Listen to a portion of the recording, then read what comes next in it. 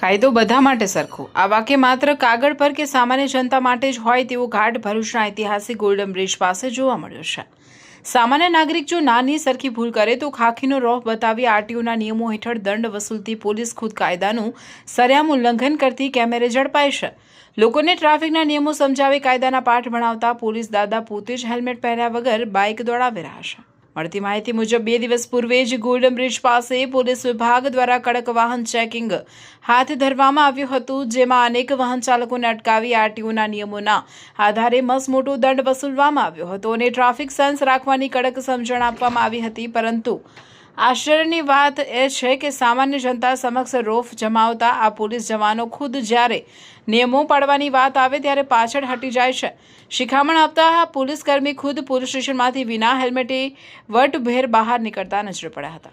આ દ્રશ્યો જોયા બાદ સ્થાનિક લોકોમાં ભારે રોષ જોવા મળી રહ્યો છે। પ્રજાનું કહેવું છે કે કાયદો અને વાહન નિયમન બધા માટે એક સમાન હોવા જોઈએ। જો પોલીસ વિભાગ ઈચ્છતો હોય કે વાહન ચાલકો નિયમોનું પાલન કરે તો તેની શરૂઆત સૌથી પહેલા પોલીસના ઉચ્ચ અધિકારીઓ અને જવાનોએ પોતાનાથી કરવી પડશે। પોતે હેલ્મેટ વગર ફરવું અને જનતા પાસેથી દંડ ઉઘરાવો તે બેઘારી નીતિ બંધ થવી જોઈએ। હવે જોવાનું રહેશે કે નિયમોનું ઉલ્લંઘન કરનારા આ ખાખીધારી સામે વિભાગ કોઈ કડક કાર્યવાહી કરે છે કે પછી મામલો થાળે પાડી દેવાય છે।